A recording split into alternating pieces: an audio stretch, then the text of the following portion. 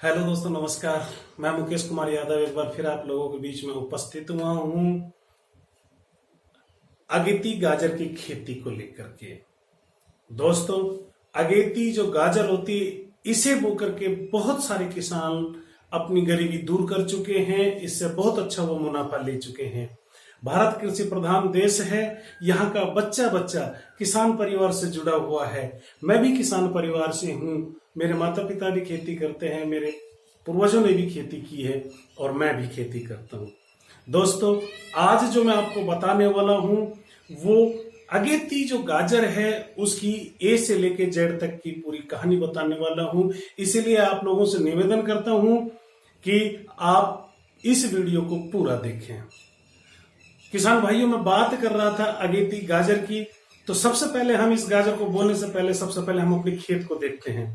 दोस्तों, वैसे तो जिसके पास जैसा खेत होगा उसी प्रकार की खेती की जाएगी, लेकिन इसमें भी एक फर्क होता है कि हमारा जो वो खेत है जिसके अंदर हम गाजर की अगेती फसल लेना चाहते हैं वो जल निकासी का अच्छा प्रबंध होना चाहिए। यानी कि ढाल ढपाल होने के बावजूद भी उसमें बारिश का पानी ना भरे, इस तरह का उसमें प्रबंध होना चाहिए। अर्थात उसमें अधिक पानी भर जाए तो हम उसको निकाल सके, यानी जल निकासी का अच्छा प्रबंध होना चाहिए। दूसरा दोस्तों, मिट्टी जो इसके लिए होती है वो बलुई दोमट मिट्टी अच्छी होती है, क्योंकि ये जमीकंद वाली फसल में आती है। जमीन के अंदर बनने वाली फसल है। इसकी जो बढ़वार है वो जमीन के अंदर होती है, जिसे हम धो करके काट छील करके मार्केट में बेचते हैं। इसीलिए दोस्तों, बलुई दोमट मिट्टी इसके लिए सबसे अच्छी होती है। अगेती गाजर का जो बुआई का समय है, तीसरा जो टॉपिक है अपना बुआई का, तो दोस्तों मैं आपको बता दूं, जुलाई लास्ट और अगस्त का जो प्रथम सप्ताह होता है वो इसके लिए उपयुक्त समय है। चौथी बात आती है दोस्तों तैयारी की, कि हम किस तरह तैयार करें। तो दोस्तों, हम अपने 1 एकड़ खेत के अंदर वर्मी कंपोस्ट डालेंगे, और वर्मी कंपोस्ट डालेंगे हम 15 से 20 बैग 50-50 किलो वाले। 1 एकड़ के अंदर 15 से 20 बैग जो भी हमें उपलब्ध हो जाए, जितनी हम उसको वहन कर सके, वो 1 एकड़ के अंदर हम डालेंगे। यदि वर्मी कंपोस्ट उपलब्ध नहीं होता है तो देसी खाद, गोबर का देसी खाद जो हम अपने मवेशियों का रख करके एक जगह इकट्ठा करते हैं, वो ही खाद 4 से 5 ट्राली होना चाहिए। दोस्तों, ये बात हुई देसी खाद और वर्मी कंपोस्ट की। अगर इनके अलावा जो हम रासायनिक खाद डालते हैं, तो दोस्तों रासायनिक खाद के अंदर सबसे पहले आता है डीएपी। डीएपी का 1 बैग यानी 50 किलो डीएपी 1 एकड़ के लिए उपयुक्त होता है।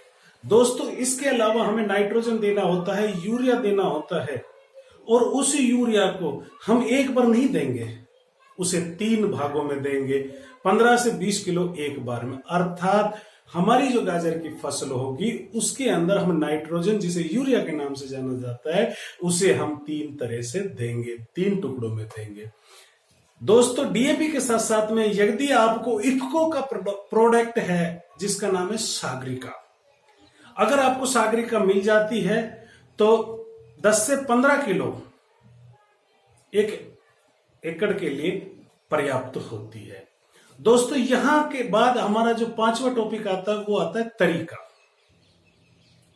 भैया, खेत भी देख लिया, मिट्टी भी देख ली, टाइम भी देख लिया, और इसको तैयार करने के लिए हमने खाद भी देख लिए, लेकिन बोई किस तरीके से। तो दोस्तों, इसको 2 तरीकों से बोया जाता है।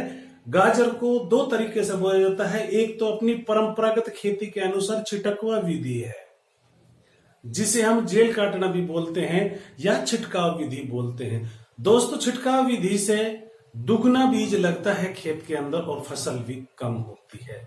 अगर वहीं हम मशीन के द्वारा कूल बना करके, बेड बना करके, सीट बना करके हम बोते हैं, तो दोस्तों उसके 2 फायदे मिलते हैं। एक तो साइड में जो नालियां रह जाती हैं, जिस तरह प्याज के अंदर हम मेड़ बनाते हैं, इसी तरह गाजर में भी मेड़ बनती है, करीब करीब 6-6 इंच 9-9 इंच चौड़ी ट्रैक्टर से मेड़ बनती है। जैसे ही वो मेड़ बनती है तो उनकी बगल के अंदर नाली रह जाती है और वो मिट्टी ऊपर उठ के आ जाती है, जिसके ऊपर वो बीज डलते हैं, गाजर का जो बीज डलता है। इससे 2 फायदे होते हैं दोस्तों। एक फायदा तो इससे ये होता है कि हमारी गाजर को पोली मिट्टी इकट्ठी हो जाती है, और दूसरी बात ये कि जो पानी भरता है वो नीचे ही रह जाता है पानी, और हमारी फसल को नुकसान नहीं करता है। अगर हमारी फसल के अंदर पानी नहीं भरेगा दोस्तों, अगर फसल के अंदर पानी नहीं भरेगा तो जाहिर सी बात है कि उसके अंदर फंगस नहीं लगेगा, गलन नहीं होगी। तीसरी बात आती है, छठी बात आती है दोस्तों बीज की। तो जहां मैं रहता हूं, जिस जगह मैं निवास करता हूं, यहाँ दोस्तों सैंगरों का जो बीज है वो बहुत अच्छा उपयुक्त है यहाँ। लेकिन आप जिस क्षेत्र में रहते हो, आप जहां रहते हो, वहां इस चीज को नोट कर लेना कि आपके वहां की जमीन किस प्रकार का बीज पकड़ती है, क्योंकि मिट्टी, पानी और जलवायु के ऊपर फसल निर्भर करती है। दोस्तों अलग अलग जगह पर अलग अलग मिट्टी में अलग अलग पानी और जलवायु के अनुसार फसल पे फर्क पड़ता है। आपके वहां जो बीज चलता है आप उसी को लीजिए।